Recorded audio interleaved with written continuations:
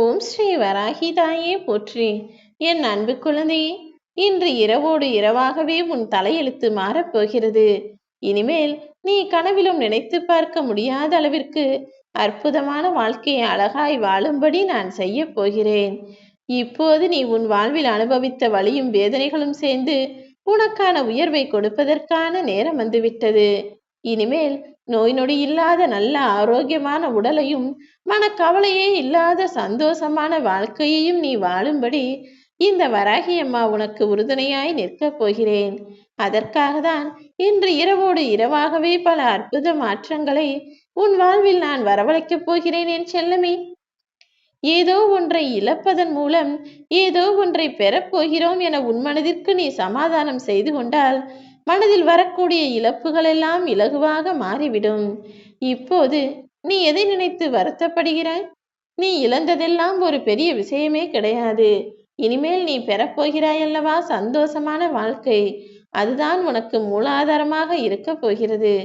ஆம் என் செல்லமே, உன் மனதில் நீ நம்பிக்கையோடு உன் வாழ்க்கையை எதிர்கொண்டு வாழும்படி எல்லா விஷயங்களையும் அழகாய் நான் செய்து தரப்போகிறேன். அறிவாளியான நீ நல்ல சிந்தனைகளின் மூலமாக உன் வாழ்க்கையே அற்புதமானதாக மாற்றிக்கொள்ளப் போகிறாய்.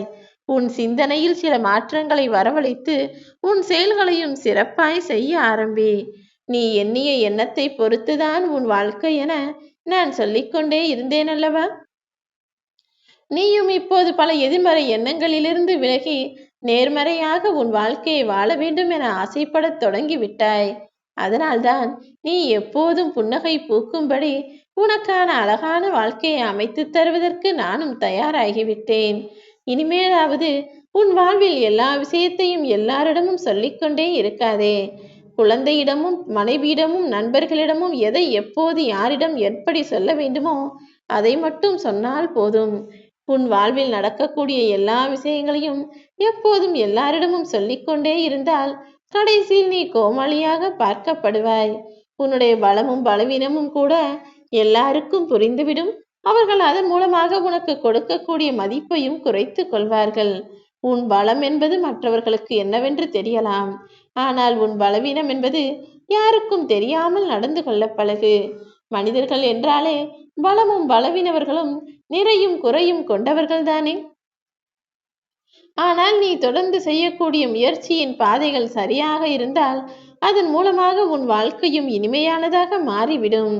இனிமேல் உனக்கு துணையாய் நான் இருப்பேன் என்ற நம்பிக்கையோடு உன் வாழ்க்கையை நீ தைரியமாய் எதிர்கொண்டு வாழ பழகு.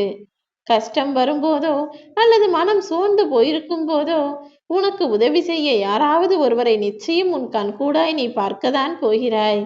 உனக்காக தேவைப்படும் உதவியாக இருந்தாலும் சரி அல்லது நல்ல வாய்ப்பாக இருந்தாலும் சரி அதை உன்வசம் ஒப்படைப்பதற்காக இந்த வராகி அம்மா நானே உன்னை தேடி வருவேன் என்பதை மறவாதே. நீ யாருக்கெல்லாம் நல்லது செய்தாயோ அவர்களே இப்போது உனக்கு கெடுதல் செய்கிறார்களா? நீ நம்பியவர்களே உன்னை இப்போது ஏமாற்றுகிறார்களா? கவலை கொள்ளாதே. நம்பியவர்கள் கொடுவால் கொண்டு கழுத்தை அறுப்பதும் எதிர்பார்த்தவர்கள் ஏமாற்றுவதும் தோல்வியடைவதும் துரோகம் செய்வதும் எல்லாமே இந்த கலியுக காலத்தில் சகஜமான ஒன்று. யார் என்ன வேண்டுமானாலும் செய்துவிட்டு போகட்டும். நீ எதையும் கண்டுகொள்ளாமல் இந்த வராகி அம்மாவின் மீது பாரத்தை போட்டுவிடு. உன் வாழ்க்கை கேள்விகளுக்கும் குழப்பங்களுக்கும் பதிலாக நான் எப்போதும் இருப்பேன். இப்போது கஷ்டங்களும் கவலைகளும் நிறைந்திருக்கிற உன் தலையெழுத்தை மாற்றி எழுதி இன்பங்களும் சந்தோஷங்களும் நிறைந்ததாக நான் செய்ய போகிறேன். யாராவது உன்னை பார்த்து கேள்வி கேட்டால் அதற்கு நீ பதில் சொல். அதில் எந்த தவறும் இல்லை. ஆனால் உன்னை கேலி செய்து இலக்காரமாய் பேசுகிறார்கள் அல்லவா? அந்த கேள்விக்கெல்லாம் நீ பதில் சொல்ல வேண்டும் என்கிற அவசியமே இல்லை. யார் சொன்னாலும் உனக்கு புரியாத பாடங்களை இந்த வராகி அம்மா நானே உனக்கு புரிய வைப்பேன். வாழ்க்கை என்றாலே தெரியாததை தெரிந்து கொள்வதுதானே. ஒவ்வொரு மனிதனுடைய வாழ்விலும் ஒவ்வொரு நாளும் ஒவ்வொரு விதமான பிரச்சனைகள் வந்து போய்கொண்டுதான் இருக்கும். அதையெல்லாம் பெரிதுபடுத்தி நினைத்து சோர்ந்து போகக்கூடாது. நீ தனியாக நடக்கிறேன் என நினைத்து கொண்டிருக்கிறாயா? நீ நடுக்காட்டு வழியிலேயே பயணமானாலும் உன்னோடு உனக்கு துணையாய் இந்த வராகி அம்மா நான் நடந்து வந்து கொண்டுதான் இருப்பேன். உன்னை நேசிக்கும் 100 பேரை நீ நேசிக்க தொடங்கினாலே உன்னை வெறுக்கக்கூடிய அந்த 4 பேரை பற்றி யோசிப்பதற்கு உனக்கு நேரம் இருக்காது. ஆம் என் செல்லமே, யார் உனக்கு அன்பை கொடுக்கிறார்களோ, யார் உன்னிடம் நன்றாக பேசுகிறார்களோ, நன்றாக பழகுகிறார்களோ, அவர்களை பற்றி மட்டும் யோசி. அவர்களுடன் பழகு. அவர்களுக்காக நேரத்தை செலவழிக்கலாம், அதில் தவறில்லை. உன்னை பிடிக்காத, உனக்கு பிடிக்காதவர்கள் யாராக இருந்தாலும் அவர்களை பற்றி ஒரு நொடி கூட சிந்தித்து நேரத்தை வீணாக்காதே. ஏனெனில் இங்கு உள்ள மனிதர்கள் பல பேருக்கு நீ நல்லது செய்திருக்கலாம். ஆனால் நன்றி மறந்தவர்கள் தானே இங்கு நிறைய பேர் இருக்கிறார்கள். நாய் நன்றியுள்ளது என்பது பெரிய அதிசயமில்லை. ஆனால் இத்தனை காலம் இந்த மனிதர்களோடு இருந்தும் கூட இன்னும் நாய்கள் நன்றியோடு இருப்பதுதான் அதிசயம் என சொல்லக்கூடிய அளவிற்கு மனிதர்கள் நன்றி கெட்டவர்களாகவும் நல்லவர்களுக்கு கெடுதல் செய்யக்கூடியவர்களாகவும் மாறிவிட்டார்கள். உன் வியர்வை துளியும் கண்ணீர் துளியும் உப்பாக இருக்கிறதே என நினைக்காதே. உன் வியர்வை துளி மூலமாக தான் உன் வாழ்வில் நீ முன்னேற்றத்தை பெறப் போகிறாய். உன் கண்ணீர் துளிகள் மூலமாக தான் நான் உனக்கான சந்தோஷமான இனிப்பான வாழ்க்கையையும் கொடுக்கப் போகிறேன்.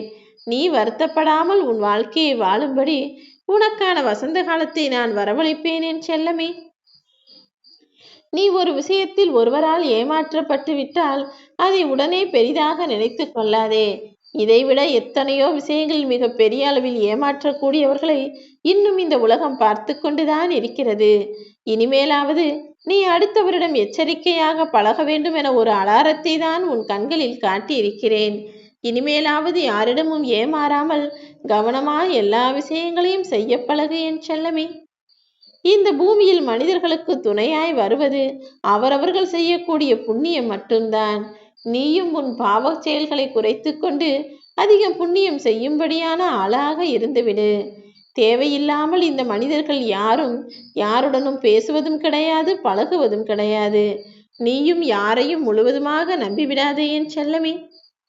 அவரவர்கள் தேவையறிந்து பேசுகிறார்கள் என்பதை புரிந்து கொண்டு உன்னிடம் அவர்களுக்கு என்ன தேவை இருக்கிறது என்பதை யோசித்து செயல்பட தயாராகு. நீ எந்த விஷயத்தையும் யோசித்து செய்ய தொடங்கினாலே நிச்சயம் அதில் வெற்றி பெற்று விடுவாய். முதலில் உற்சாகமான சொற்களை விட கேலி செய்யக்கூடிய மனிதர்கள் நிறைய பேர் உன்னை சுற்றி வரத்தான் செய்வார்கள். யார் உனக்கு நல்ல வார்த்தைகளை பேசினாலும் சரி, கெட்ட வார்த்தைகளை பேசினாலும் சரி, உனக்கு மரியாதை கொடுத்தாலும் சரி அல்லது அவமரியாதை செய்தாலும் சரி, யார் வார்த்தைகளையும் கண்டுகொள்ளாமல் உன்னுடைய லட்சியத்தையும் செயல்களையும் பெரிதாய் நினைத்து போய்கொண்டே இரு. உன்னை அவமானப்படுத்தியவர்கள் கண் முன்னாலேயே உனக்கான மாபெரும் அடையாளத்தை நான் உருவாக்குவேன் என் செல்லமே. வாழ்க்கை என்பது மிகவும் வேடிக்கையானது. மனித வாழ்க்கையில் எதுவுமே கொண்டு வராமல் பிறக்கிறார்கள். வாழும்போது எல்லாவற்றையும் அடைவதற்காக போராடி போராடி கஷ்டப்பட்டு வேலை செய்கிறார்கள். மீண்டும் இந்த உலகத்தை விட்டு போகும்போது எதுவுமே இல்லாமல் வெறும் கையை விரித்து கொண்டுதானே போகிறார்கள். ஏன் இந்த சோதனையான வேடிக்கையான வாழ்க்கை? வாழும்போது எதையும் பெரிதாக எதிர்பார்க்காமல் கிடைப்பது கிடைக்கட்டும், நடப்பது நடக்கட்டும் என எல்லாவற்றையும் ஏற்றுக்கொண்டு வாழப்பழகு. உன் வாழ்க்கை அழகாய் மாறும்.